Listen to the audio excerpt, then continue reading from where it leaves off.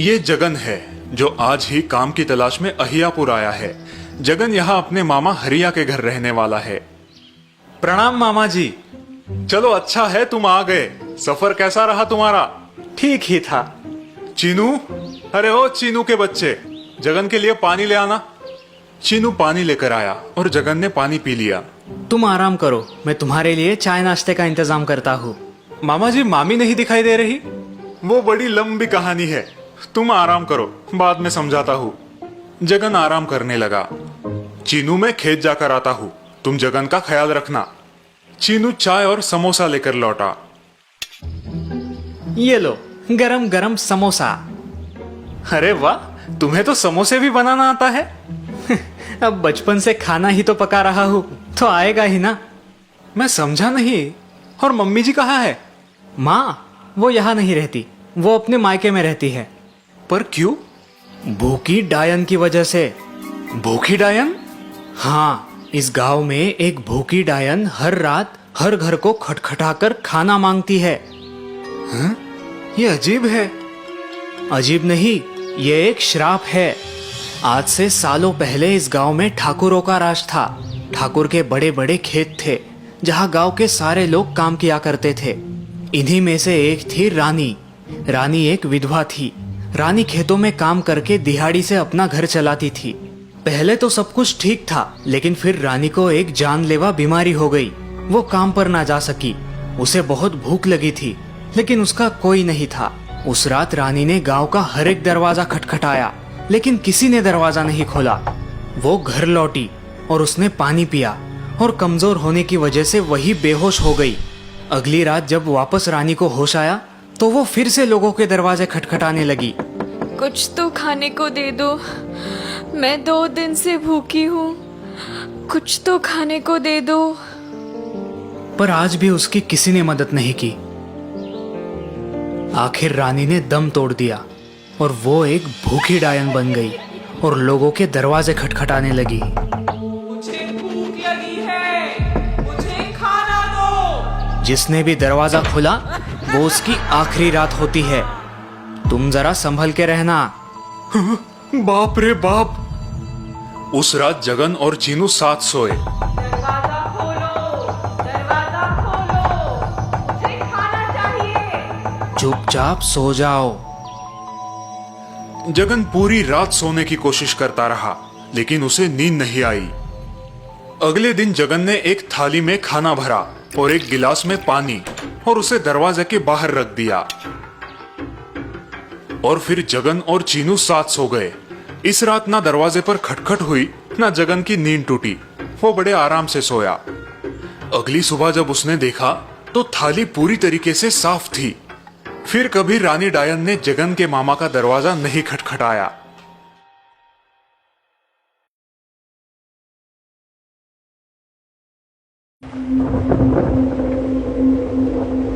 आज भी जब मैं उस दिन को याद करता हूं तो मेरी रूह कांप उठती है। समझ नहीं आता कि जो भी मैंने देखा, क्या वो सच था या फिर कोई भ्रम। क्या आप भूत प्रेत पर विश्वास रखते हैं? अगर 10 साल पहले यही सवाल आप मुझसे करते तो मेरा जवाब ना होता। मगर उस रात मैं अपने एक दोस्त की शादी को अटेंड करने गांव जा रहा था। बस कंडक्टर को जब मैंने गांव का नाम बताया, वो थोड़ा चौंक सा गया और मेरी तरफ अजीब नजरों से देखने लगा। उसने मुझसे कहा कि यह गाड़ी उस रास्ते नहीं जाती, क्योंकि बारिश की वजह से वो रास्ता बंद हो चुका है और अगले स्टॉप पर उतर के मुझे पैदल जाना पड़ेगा। मेरे पास और कोई रास्ता नहीं था, सो मैंने टिकट ले लिया। रास्ता बड़ा ही लंबा था, सो मैं थोड़ी देर के लिए सो गया। लगभग रात के 10 बजे गाड़ी उस स्टॉप पर पहुंची और मैं बस से उतरने लगा, लेकिन तभी बस कंडक्टर ने मुझे रोका। वो मुझे वहां पर ना उतरने की विनती करने लगा। उसके कहे अनुसार वो रास्ता बड़ा ही निर्जन था, लेकिन पहले ही मुझे बहुत देर हो चुकी थी, इसलिए कंडक्टर को धन्यवाद देते हुए मैं बस से नीचे उतर गया। मैंने मुड़कर देखा तो कंडक्टर अभी भी मेरी तरफ देख रहा था, मानो जैसे उसे मेरी बड़ी चिंता हो रही थी। बस निकल गई और उस सुनसान रास्ते में अकेला रह गया मैं। बस के जाने के बाद वो रास्ता और भी सुनसान लगने लगा। अंधेरा काफी घना था और मेरे पास टॉर्च भी नहीं थी। सो मैंने अपने मोबाइल की लाइट ऑन की और जंगल के रास्ते की ओर बढ़ गया। मैं थोड़ी दूर चला था कि अचानक बारिश शुरू हो गई। मैंने अपना छाता निकाला और मोबाइल की धुंधली सी रोशनी में आगे बढ़ने लगा, लेकिन अचानक मेरे मोबाइल की टॉर्च बंद होने लगी। मेरा मोबाइल स्विच ऑफ हो गया। रह रहकर मुझे कंडक्टर की बातें याद आ रही थी। मैं अपने आप को कोसने लगा, काश मैंने उसकी बात मान ली होती, लेकिन अब मेरे पास कोई चारा नहीं था।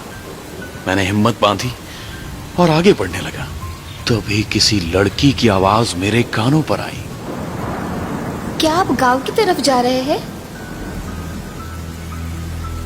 वो लड़की बहुत ही सुंदर थी। उसके बाजू में एक बूढ़ा सा आदमी हाथ में लालटेन लिए हुए खड़ा था। मैंने उसकी आंखों में देखा और मैं एकदम सहम सा गया। उसकी आंखें मुझे बड़ी अजीब ढंग से घूर रही थी। चलो बाबूजी, साथ में चलते हैं। बिना कुछ कहे मैं उनके साथ चलने लगा। मुझे एक बात बड़ी अजीब लगी। इतनी बारिश हो रही थी लेकिन उनके पास छाता नहीं था। उस बूढ़े आदमी ने अपने पूरे बदन पर एक कंबल लपेट लिया था और वो लड़की तो बारिश में पूरी भीग चुकी थी। मैंने उसकी तरफ देखा। सच में वो बहुत ही सुंदर थी। जी आप चाहें तो मेरा छाता ले लीजिए। मैंने उस लड़की से गुजारिश की। जी नहीं, उसकी कोई जरूरत नहीं। और इतना कहकर वो मेरे पास आई और मेरे साथ एक ही छाते में चलने लगी। सच कहिए तो मुझे ये रात बड़ी अच्छी लगी थी, लेकिन जैसे ही छाता पकड़ने के लिए उसने मेरे हाथों को छुआ, मैं चौंक गया। क्या हुआ? उसने मुझसे पूछा। जी जी, वो आपके हाथ बहुत ही ठंडे थे। लड़की मुस्कुराई। जी हाँ, वो आज बारिश बहुत ज्यादा है ना, शायद इसलिए। उस खूबसूरत लड़की के साथ एक ही छाते में चलते हुए मैं रोमांचित हो रहा था। अब गांव नजदीक आ गया था। मुझे दूर से घरों में जलते टिमटिमाते हुए दियों की रोशनी नजर आ रही थी। मैं उस रास्ते से आगे बढ़ा, लेकिन मैंने देखा कि वो लड़की और वो बूढ़ा आदमी एकदम से रुक गए। क्या हुआ? आप रुके क्यों? मैंने उनसे पूछा। आप गांव में नहीं आने वाले? जी हम गांव नहीं आते, हमारा लॉज है यहाँ पर। कभी वक्त मिले तो आइएगा जरूर। उस लड़की के हाथों में छाता देके मैं आगे बढ़ा। अचानक मुझे याद आया कि मैंने उस लड़की का नाम तो पूछा ही नहीं। अपने आप को कोसता हुआ मैं पीछे मुड़ा और मेरे पांव तले जैसे जमीन खिसक गई। वहां पे कोई भी नहीं था। मैं आंखें फाड़ फाड़ कर देखने की कोशिश करने लगा। अचानक फिर से बिजली कड़की और फिर जो मैंने देखा, मैं आज तक उसे भुला नहीं पाया हूं। उनकी आंखें, उफ, उसमें तो जैसे जान ही नहीं थी, लेकिन फिर भी वो मुझे ही घूर रही थी। चेहरा सफेद, मानो जैसे उनका खून ही सूख चुका हो। वो मेरी तरफ देखकर मुस्कुराई। उसके सारे दांत सड़ गए थे। हमारा लॉज है यहाँ पर, कभी वक्त मिले तो आइएगा जरूर। मैं आपकी राह देखूंगी। उसकी आवाज मानो किसी कब्र से आ रही हो। इतनी भयानक थी, मेरे हाथ पांव कांपने लगे। मुझे उस कंडक्टर की बताई हुई बात याद आ गई। उसने मुझसे कहा था कि रास्ते में अगर कोई पुकारे तो रुकिएगा मत। इतनी बारिश में भी मुझे पसीना आने लगा और फिर अपनी जान हथेली पर रखकर मैं वहां से भाग निकला। पता नहीं मैं कितनी देर भाग रहा था। गांव में पहुंचते ही मैं बेहोश होकर गिर गया। उसके बाद क्या हुआ मुझे नहीं पता, लेकिन 2 दिन बाद मुझे होश आया। तब मेरे दोस्त ने मुझे बताया कि पिछले 2 दिन से मुझे तेज बुखार था और मैं अपनी बेहोशी में अजीब अजीब बातें बड़बड़ा रहा था।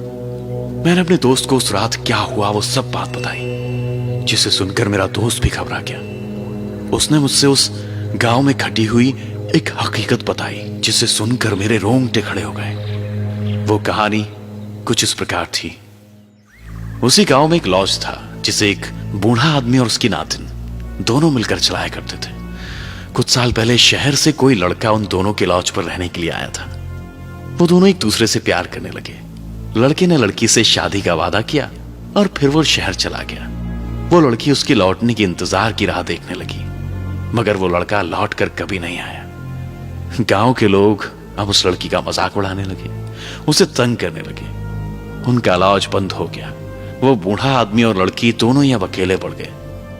लड़की का हाल तो बहुत ही बुरा था। वो अब पागलों जैसे बर्ताव करने लगी थी। उस पुणे से अपनी नातिन का यह हाल बर्दाश्त नहीं हुआ। एक रात को दोनों जंगल की तरफ निकल पड़े और एक पेड़ से लटक कर उन दोनों ने आत्महत्या कर ली। उस तूफानी रात में मैं जिस लड़की और उस बूढ़े आदमी से मिला, ये वही लोग थे। आज भी जब मुझे वो तूफानी रात याद आती है तो मैं चैन से नहीं सो पाता। अब आप ही बताइए, उस रात जो भी मैंने देखा या फिर महसूस किया, वो सच था या फिर मेरा भ्रम? आपको क्या लगता है, क्या भूत प्रेत सच में होते हैं?